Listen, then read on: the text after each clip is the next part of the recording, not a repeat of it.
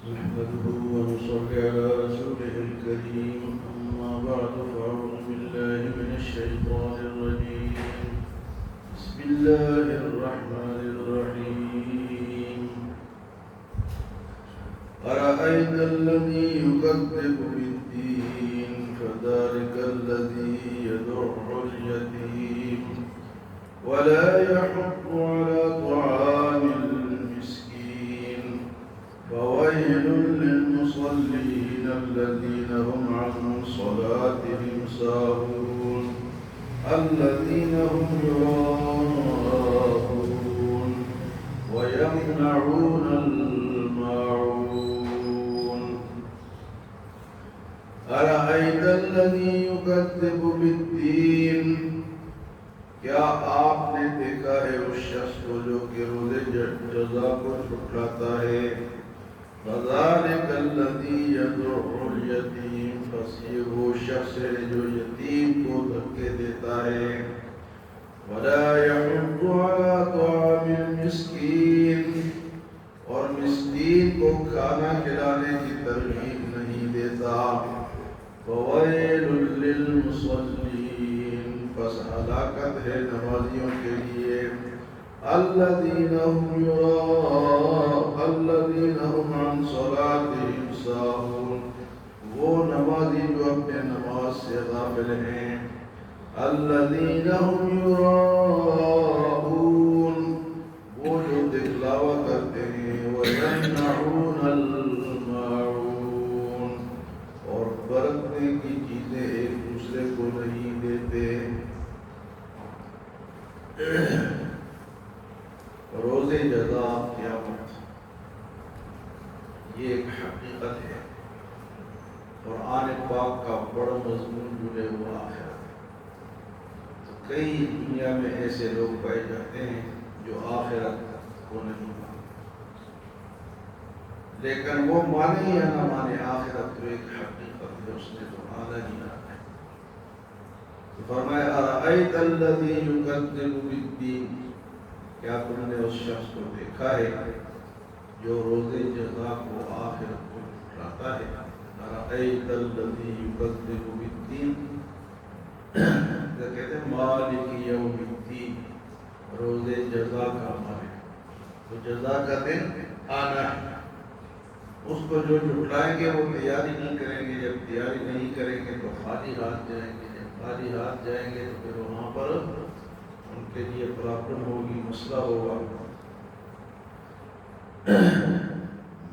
تو یہاں بھی جس طرح آپ نے پیچھے سنا تھا کہ الم تر کیف فعل ربک باصحاب کیا آپ نے دیکھا نہیں تو یہاں بھی ارأیت الذی آپ نے دیکھا نہیں تو دیکھنے سے مراد کیا ہے علم ہو جائے پتہ چل جائے تو اس سے لوگ جو غلط ترجمہ کرتے ہیں وہ کہتے ہیں جی دیکھو دیکھ لیا نا گویا کہ حضور صلی اللہ علیہ وسلم حاضر ناظر ہے انہوں نے دیکھ لی حالانکہ یہ دیکھنا کیا ہے جس طرح میں نے بتایا تھا کہ مری روڈ پہ ایک حادثہ ہوتا ہے یا صدر میں ہوتا ہے یا کراچی میں ہوتا ہے تو ہم کیا کہتے ہیں کہ کیا تم نے دیکھا نہیں اتنا بڑا یہ حادثہ ہوتا ہے تو اس کا مطلب ہوتا ہے کہ اس چیز کا علم ہوتا ہے تو علم کا ہو جانا یہ ظاہراً دیکھنا اور چیز ہے اور علم کا ہو جانا اور چیز اب ظاہراً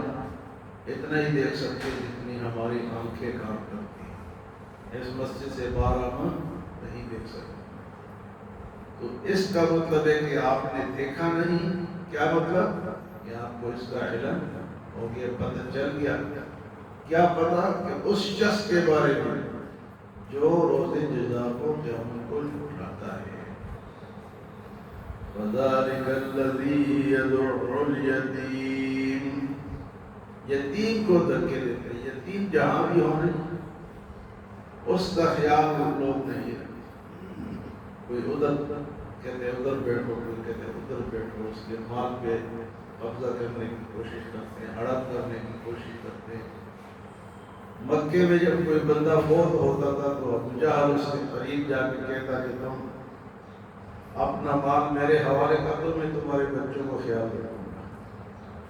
تو جب وہ کر دیتا تو بعد میں وہ مال سارا وہ کھا جاتا، یتیموں کو نہیں دیتا۔ اس طرح ایک یتیم نے حضور صلی اللہ علیہ وسلم کے دربار میں شکایت کی کہ ابو جہل نے میرا مال قبضہ کیا۔ آپ اس یتیم کے ساتھ گئے ابو جہل کے پاس کہ بھئی یہ یتیم کا مال ہے، سخت گناہ ہے، کہ مال واپس کر۔ اب حضور صلی اللہ علیہ وسلم کا روح اس پر ایسا پڑا کہ اس نے فوراً وہ مال واپس کر۔ فرمایا کہ یدع الیتیم فذلک الذی یدع الیتیم، یتیم کا مال کھانا یا اس کو دھکے دینا، مختلف طریقوں سے لوگ مال کھاتے ہیں۔ ہاں جی، ان الذین یأکلون اموال الیتامی ظلما انما یأکلون فی بطونہم نارا، جو یتیم کا مال اپنے پیٹوں میں بھرتے ہیں گویا کہ جہنم کے آگ کو پیٹوں میں ڈالتے ہیں۔ الذين يأكلون اليتامى انما يأكلون في بطونهم نارا، اپنے پیٹوں میں آگ ڈالتے ہیں۔ یتیم کا بڑا خیال ہے، اللہ پاک نے کمزوروں کا ہمیشہ خیال رکھا ہے۔ تو پھر ولا يحض على طعام المسكين، ایک تو خود بھی یتیموں کا غریبوں کا خیال نہیں کرتا اور دوسروں کو بھی نہیں ابھارتا کہ بھئی یہ غریب ہے، اس کو بھی کھانا شانا کھلا دو، اس کی مدد کر دو، نہ خود کرتا ہے نہ دوسروں کو کہتا ہے۔ ولا يحض على طعام المسكين، اور مسکین کو کھانا کھلانے میں وہ کسی کو ترغیب نہیں دلاتا۔ اور آگے اب ہماری باری ہے جو ہم نمازی، نمازیوں کے بارے میں جو نماز میں غفلت کرتے ہیں، اللہ اپنے فوائل للمصلین، ہلاکت ہے ان نمازیوں کے۔ کن نمازیوں کے لیے؟ الذین هم عن صلاتهم غافلون، جو اپنے نمازوں سے غافل ہیں۔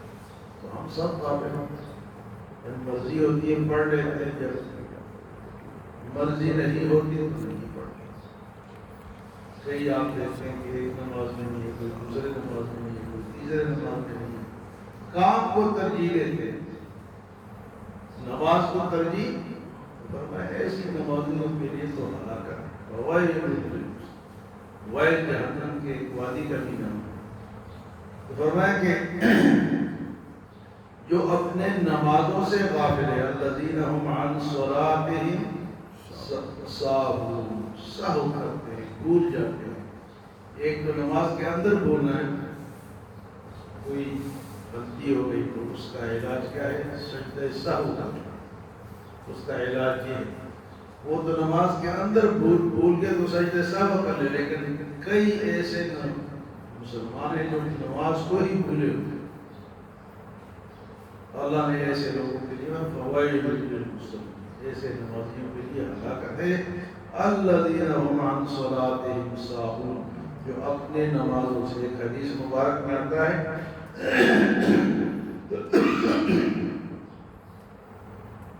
کہ منافق کی نماز ہے، جب وہ بیٹھا رہتا ہے، جب سورج غروب ہونے لگتا ہے جلدی جلدی اٹھ کے چند ٹکرے مار کے چلا جاتا ہے۔ ہمارے ساتھ بھی یہ ہوتا ہے، اگر ہم جماعت کے ساتھ نماز نہ پڑھیں تو کہتے ہیں ابھی ٹائم ہے یار، ابھی ٹائم ہے، کافی ٹائم۔ دیکھتے ہیں کہ اب سورج میں تو 2 منٹ رہ گئے، جلدی جلدی اٹھ کر ایسے نمازیوں کے لیے فرمایا کہ یہ منافق کی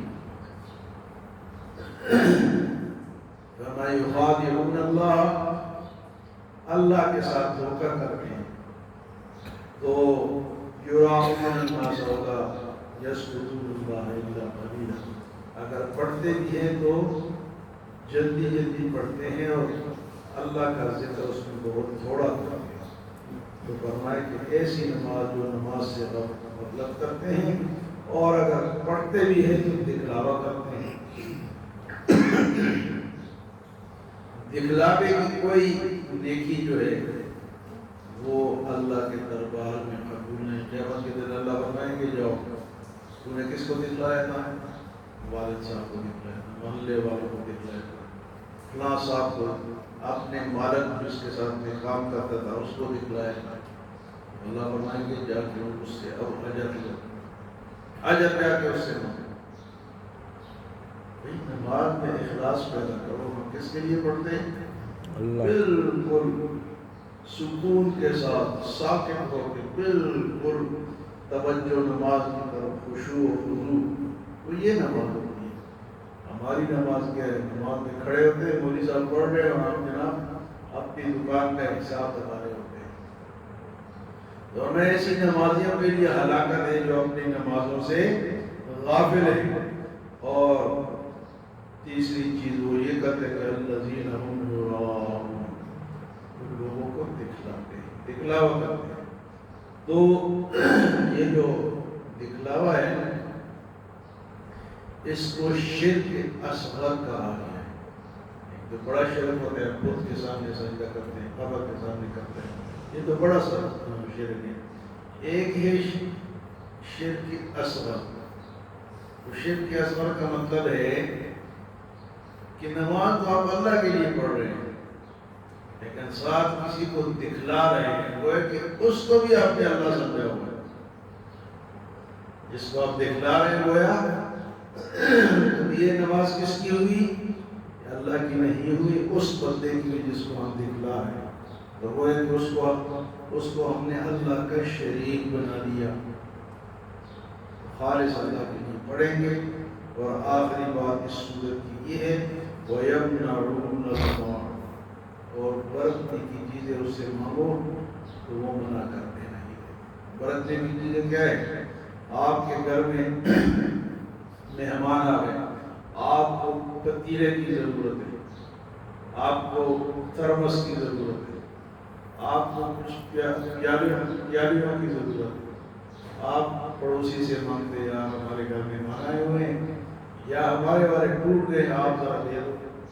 کہتے ہیں جی ہمارے گھر میں پیچکس چاہیے کسی کو، وہ مانگتے ہیں میرے بھی نہیں، ہم تو نہیں دیتے.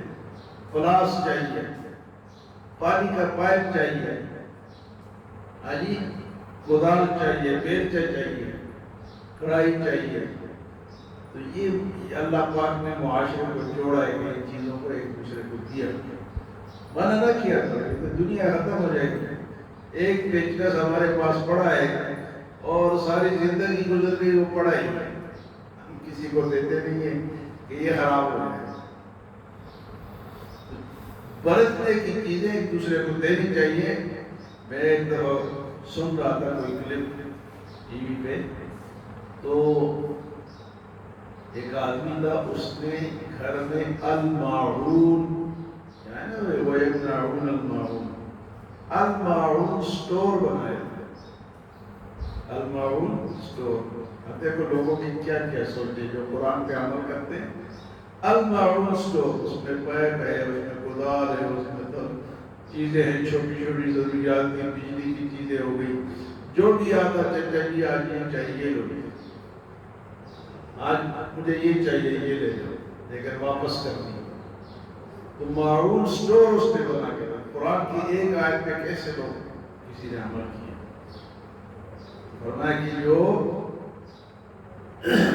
روزے جزا کو جھٹلاتے ہیں، یتیم کو دھمکے دیتے ہیں اور غریب کے کھانے کا خیال نہیں کرتے، نمازوں میں سستی کرتے ہیں، نمازوں میں یا نیکی میں دکھلاوا کرتے ہیں، اور فرمایا کہ برتنے کی چیزیں ایک دوسرے کو نہیں دے. ہم بھی اسی طرح کرتے ہیں، ہم نے کوئی چیز مانگے تو ہم کہتے ہیں ہمارے گھر میں تو نہیں دینی چاہیے، جس سے اگلے کے دل میں محبت پیدا ہوتی ہے اور ہمیں اجر ملتا ہے. محبت لوہے کی چیزیں ہم نے کسی کو دے کم تو نہیں ہوتی، لیکن ہمیں اس صورت پہ عمل کرنے کی توفیق دی. اللہ ہمیں عمل اور سنت کی توفیق عطا فرمائے.